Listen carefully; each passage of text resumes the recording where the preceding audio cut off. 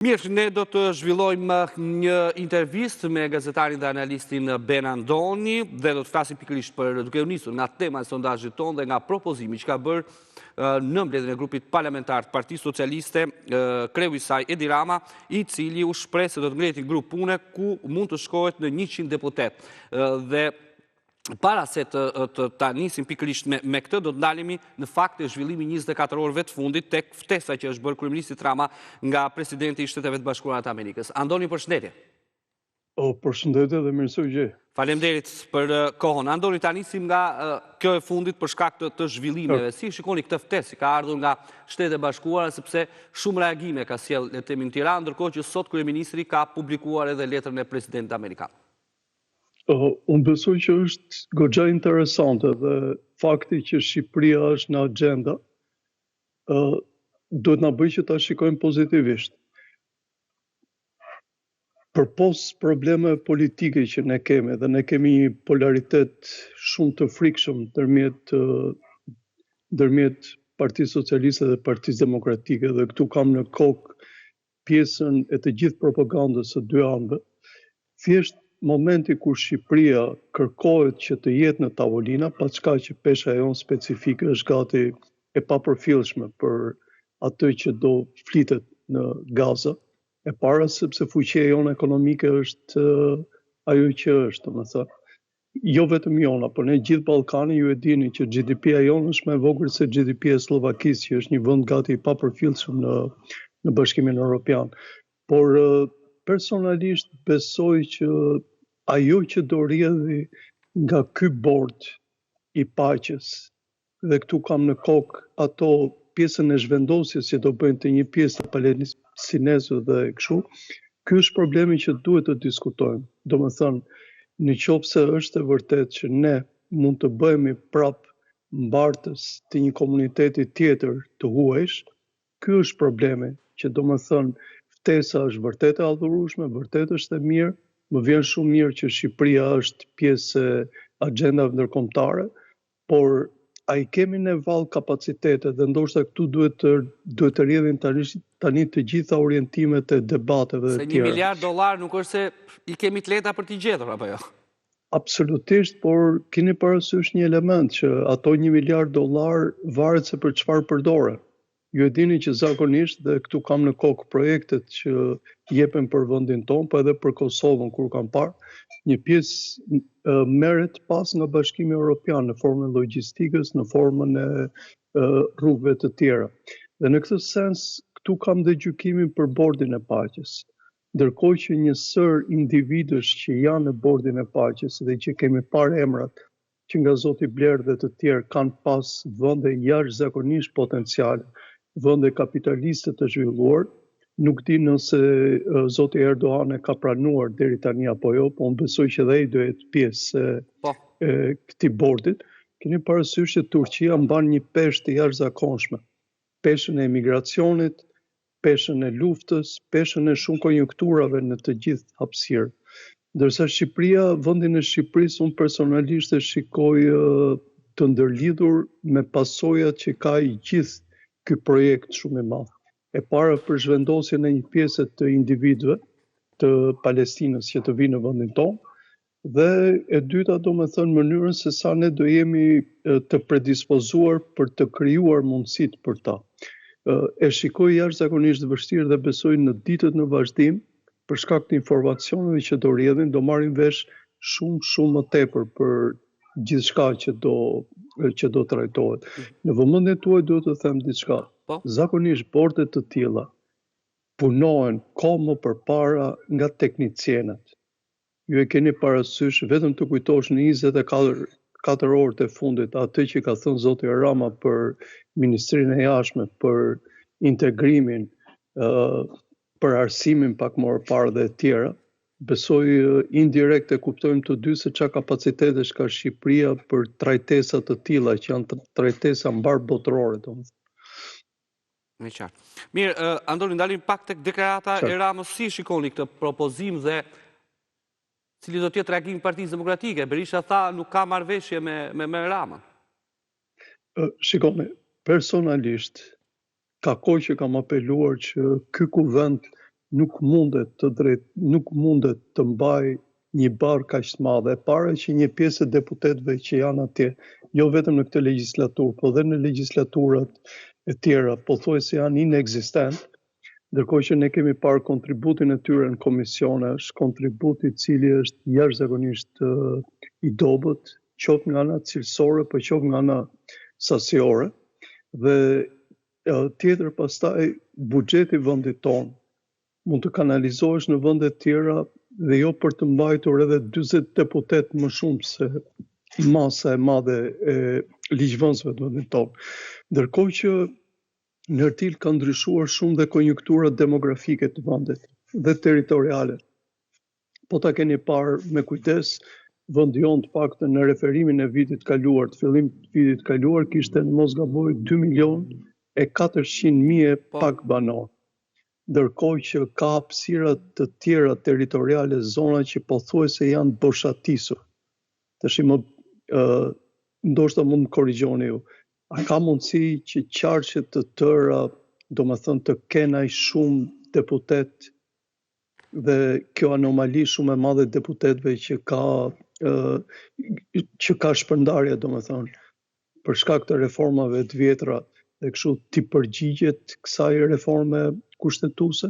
Në mendimin tim kishte kohë që kjo do të trajtohesh dhe ka ardhur koha që kjo të adresohet tamam. Më besoni që edhe Partia Demokratike në momentin që do marrë beneficet e veta, patjetër që ka për ta mbështetur sensin e zotit Rama. E para sepse po ta shikoni me kujdes, qoftë zoti Rama, qoftë zoti Berisha, duket që janë të lodhur, sidomos zoti Berisha, me administrimin e një sasie kaq të madhe ligjvënësish. Që do të thotë, do i duhet e para që ata që do jenë në parlament të kenë punë më efikase, po e dyta, të paktën në territor të dy, qoftë zoti Rama, qoftë zoti Berisha, ta kenë punën më të lehtë. Qoftë keni parë për shembull në fushatat zgjedhore, janë fushatat sfilitse për drejtuesit e politikës që marrin përsipër të gjithë aksionin politik, sepse e para Shqipëria është, pa çka se Shqipëria është e vogël në art, po është jashtëzakonisht e madhe për shkak të territorit të saj. Dhe ndërkohë ju e keni parasysh është pothuajse është boshatisur fare. Dhe të prodhosh deputet atje ku nuk përgjigjet njësia territoriale me njësitë demografike, unë mendoj që është e tepërt. Kjo reformë që është Andon, kjo analiza juaj me këto lëvizje demografike, kjo qëndron. Sepse se që duen, pa e marë si shëmbull koto, se që duen Gjirokastrës, për shëmbull 4 deputet. Shumë janë, për momentin. Por ka diçka, fshije diçka tjetër, sepse në rast se bien palët dakord, duhet shumica e votave dhe mund të krijohet ajo që flitej me Senat, pra një parlament ku këta me eksperiencë politikës mund të kenë benefite si senator të përjetshëm. Besoj që këtu do ketë një blok nga faktori jashtë. Në mënyrat që neve nuk mund të trajtojmë këtu, për shkak të një sër arsyesh, duhet ndikimi jashtëm i cili vazhdimisht është shumë dominues në vende si ne, për të na treguar që kjo reformë kushtetuese është e tepërt. Domethënë mund të shkoni deri ke reduktimi, që është normale, por nuk mund të shkosh në një pjesë, domethënë të tillë, e para sepse ligjvënësit që janë atje nuk është se kanë treguar në një nivel të jashtëzakonshëm, domethënë kulturologjik, që të themi të bëhet një ndarje të tillë kushtetuese, domethënë dhoma e përfaqësuesve me dhomën e Senatit.